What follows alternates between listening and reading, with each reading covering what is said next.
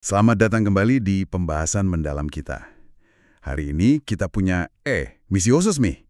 Kita mau bongkar satu bab dari buku Loser Think, karya Scott Adams. Fokusnya di bab 6, judulnya Berpikir Seperti Insinyur. Tujuannya, ya biar kita punya cara mikir yang lebih produktif gitu buat ngelawan apa yang sama penulisnya disebut Loser Think. Iya, loser think ini menarik ya.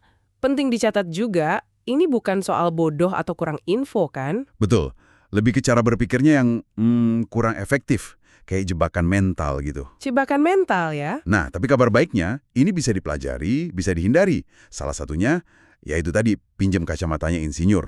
Oke, jadi berpikir kayak insinyur tuh gimana? Maksudnya di sini, fokus solusi praktis. Iya, fokus solusi praktis, terus ngelihat masalah sebagai sistem, sama ngedepanin logika daripada nyalain-nyalain gitu. Mari kita bedah deh.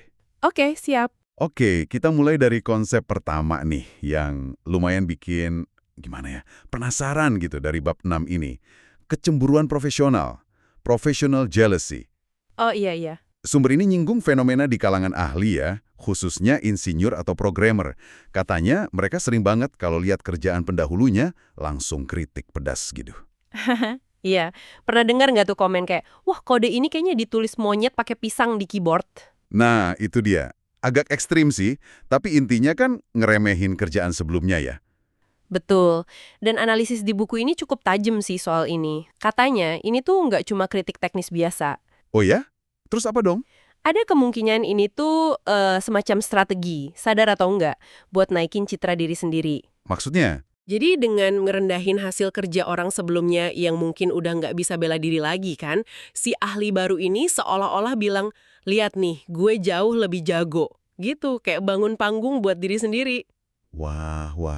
Jadi ini bukan cuma soal teknis ya, ada aspek psikologis, persaingan gitu di baliknya. Menarik banget. Terus, implikasinya apa nih buat kita-kita yang mungkin bukan insinyur? Implikasi utamanya, menurut buku ini ya, kita jadi perlu ngebangun skeptisisme yang sehat.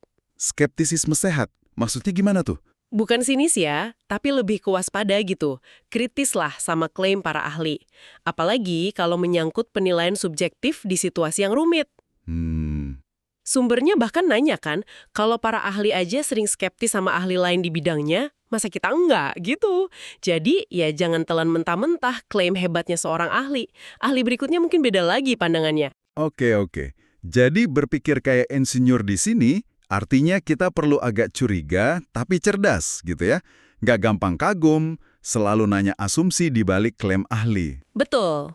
Ini langsung lawan loser think, yang mungkin gampang banget ngidolain satu ahli aja tanpa kritik. Sip, itu poin pertama. Nah, lanjut ke yang kedua gimana? Ini kayaknya penting juga. Nah, ini dia nih, aspek kunci lainnya. Kemampuan buat memisahkan penyebab dan solusi. Separating cause and solution. Memisahkan penyebab dan solusi. Kedengarannya simple, tapi gimana tuh praktiknya? Dampaknya gede loh. Jadi, insinyur itu, ya dalam konteks buku ini, dilatih buat fokus nyari solusi yang berfungsi. Solusi praktis. Oke. Bahkan, nah ini kuncinya, bahkan kalau solusi itu nggak secara langsung ngatasin akar penyebab masalahnya, atau nunjuk siapa yang salah. Agak aneh nggak sih? Bukannya kita mesti tahu penyebabnya dulu baru bisa nemu solusi? Ya nyari penyebab penting sih, seringnya gitu. Tapi poinnya di sini, insinyur tuh nggak kejebak sama keharusan bahwa solusi harus nyambung ke penyebab atau siapa yang salah. Mereka lebih pragmatis. Pragmatis ya. Ada contohnya nggak? Biar lebih kebayang. Ada. Buku ini ngasih contoh bagus. Misalnya masalah kematian karena overdosis obat. Oke. Loser think mungkin bakal muter-muter di debat siapa yang salah. Penggunanya, pengedarnya, sistemnya. Nggak habis-habis. Iya juga ya. Nah, pendekatan insinyur itu fokus ke solusi praktisnya. Gimana caranya nyediain akses pengobatan, program pencegahan, atau mungkin naloxon. Nggak peduli siapa penyebab utamanya. Yang penting masalahnya teratasi atau paling nggak berkurang. Oke. Mulai kebayang? Contoh lain yang disebut di buku itu soal imigrasi ilegal juga ya? Betul. Debatnya kan sering panas soal penyebabnya apa. Ekonomi, politik, kebijakan negara asal, wah macam-macam. Iya kan? Tapi solusi praktisnya bisa jadi beda. Mungkin teknologi pengawasan perbatasan, mungkin proses imigrasi yang lebih efisien, kerjasama antar negara. Nggak selalu nyambung langsung ke nyalahin satu penyebab. Itu juga masuk ya? Nah, itu dia. Ilustrasi sederhananya gitu. Perintahnya jelas, bersihin. Fokusnya di hasil, bukan di siapa yang salah. Bener juga. Kalau kita tarik ke gambaran lebih gede, pendekatan ini tuh kuat banget buat ngebebasin kita dari jebakan emosi dan saling nyalahin. Kita kan sering kejebak pola pikir siapa nih yang mulai duluan. Atau ini salah siapa sih yang akhirnya malah bikin mandek. Iya banget. Buku ini nekenin, solusi terbaik buat suatu masalah seringkali nggak ada hubungannya sama siapa yang salah. Percaya sebaliknya, itu loser thing. Jadi dia nuntut kita buat misahin emosi pas nyari jalan keluar. Fokusnya ganti dari siapa dihukum, jadi gimana ini diberesin. Wah, ini bener-bener bisa ngubah cara pandang sih.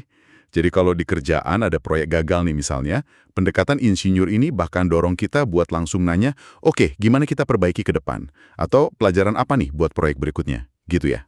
Persis. Daripada buang energi nyari kambing hitam melulu. Ini nantang loser thing banget yang kayaknya pengen nunjuk jari terus. Tepat. Bukan berarti nggak bayin akuntabilitas ya, tapi prioritas utamanya solusi dan perbaikan. Fokus ke depan, nggak kejebak masa lalu. Ini alat mikir yang berharga banget loh pas situasi konflik atau gagal. Oke, mantap. Jadi udah dua nih, skeptis sehat sama fokus solusi tanpa nyalain penyebab. Apalagi nih, ciri khas berpikir ala insinyur yang ketiga buat lawan loser think. Poin ketiga, dan ini nggak kalah penting, adalah menghindari ilusi satu variabel. One variable illusion. Ilusi satu variabel, maksudnya gimana tuh? Jadi gini, insinyur kan biasa kerja sama sistem yang rumit ya. Mereka paham banget kalau hampir semua masalah di dunia nyata itu melibatkan banyak variabel. Variabel-variabel ini saling pengaruh. Jarang banget ada masalah kompleks yang penyebab atau solusinya cuma satu. Oke, sementara loser think, kata buku ini, malah cenderung nyederhanain banget gitu. Nyari satu biang kerok atau satu solusi ajaib aja. Benar banget. Kita, masyarakat umum, sering banget jatuh ke jebakan ini. Pas dihadapin sama hasil yang kompleks, kita cenderung nyari penjelasan tunggal yang gampang dicerna. Iya sih. Sumbernya ngasih beberapa contoh. Dan ingat ya, ini ilustrasi dari buku buat jelasin pola pikir, bukan posisi kita soal isunya. Misalnya hasil pemilu kayak pemilu AS 2016. Oke. Kata sumbernya ada banyak banget faktor ekonomi, demografi, kandidat, media, kejadian tak terduga. Jadi kalau nyalahin hasilnya ke satu faktor aja, misal cuma karena satu kelompok pemilih atau satu isu, itu nyederhanain banget. Iya. Contoh lain yang disebut soal perubahan iklim juga kan ya? Betul. Kompleks banget kan itu, ada sains, ekonomi, politik global, perilaku kita, teknologi. Kalau direduksi jadi cuma satu penyebab atau nyalahin satu pihak aja, ya kita bakal kehilangan gambaran besarnya. Benar. Terus soal keamanan perbatasan juga gitu. Seringnya dibahas seolah solusinya cuma tembok atau nggak ada tembok. Nasional, patroli, macam-macam. Intinya bukan soal isunya benar atau salah, tapi cara kita mikirinnya. Cara kita membingkainya ya. Yang menarik tuh, betapa gampangnya kita kejebak sama penjelasan sebab tunggal ini. Secara kognitif kan lebih enteng ya. Kita suka cerita yang jelas, ada pahlawan, ada penjahat. Iya juga. Nah, buku ini ngingetin, kalau kamu lagi analisis situasi rumit yang banyak variabelnya, terus kamu nyimpulin cuma satu yang nentuin, kemungkinan besar kamu lagi pakai loser thing. Insinyur, sebaliknya, dilatih mikir sistemik. Lihat gimana komponen-komponen nyambung, gimana perubahan di satu tempat bisa ngefek ke tempat lain. Wah, ini kayak ngeliat hutan bukan cuma satu pohon ya. Berarti tantangannya buat kita itu nahan godaan buat nyederhanain masalah, gitu. Ngakuin kalau ya seringnya jawabannya emang rumit atau tergantung banyak faktor. Tepat sekali. Dan ini jadi pertanyaan buat kita renungin juga. Seberapa sering sih kita, pas ngobrol atau baca berita, ngerasa puas sama penjelasan yang nyalahin satu faktor aja buat masalah yang jelas-jelas kompleks?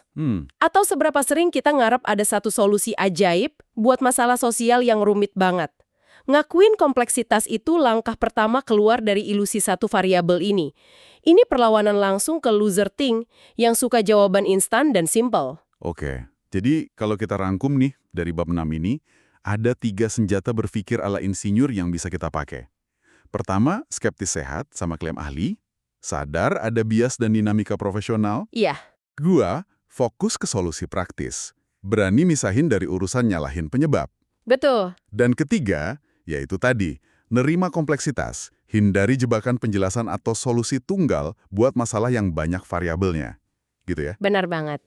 Anggap aja ini nambahin perkakas di kotak peralatan mental kita. Betul. Buku ini lewat bab 6 nunjukin gimana kita bisa minjam kekuatan dari cara pikir disiplin ilmu lain.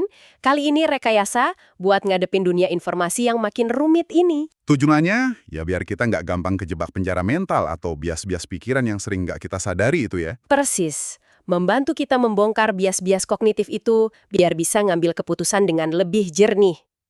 Oke, kita udah lumayan dalam nih ya, ngebahas gimana cara adopsi pola pikir insinyur dari bab 6 Loser Thing ini bisa bikin analisis kita lebih tajam. Iya, mulai dari nanya lebih kritis ke ahli. Terus fokus ke apa yang bisa dilakuin sekarang, bukan siapa yang salah dulu. Sampai ngakuin kalau dunia ini jarang banget hitam putih. Intinya sih, ngebekalin diri ya. Betul. Dengan perangkat mental ini, kita bisa lebih jernih ngelihat informasi. Nggak gampang kejebak narasi yang terlalu simpel atau debat kusir yang nggak produktif. Jadi pemikir yang lebih efektif lah di tengah kebisingan informasi ini. Nah, sebagai penutup nih, ada satu pemikiran buat direnungkan lebih lanjut. Ini nyambung ke ide insinyur nyari solusi praktis tadi. Oke, apa tuh? Sumber ini kan nekenin fokus insinyur pada apa yang berhasil di dunia nyata.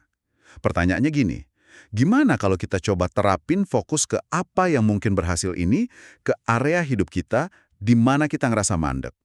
Menarik. Area di mana kita mungkin kelamaan mikirin kenapa masalahnya terjadi, sampai lupa buat nyoba macam-macam solusi. Bahkan solusi yang kayaknya nggak nyambung langsung sama penyebabnya. Iya. Jadi lebih ke aksi, eksperimen gitu ya. Mungkin gitu. Mungkin ada kekuatan tersendiri dalam sekedar mencoba dan lihat apa yang terjadi. Semacam eksperimen ala insinyur di kehidupan nyata kita. Ya, itu sesuatu buat Anda eksplorasi lebih lanjut deh.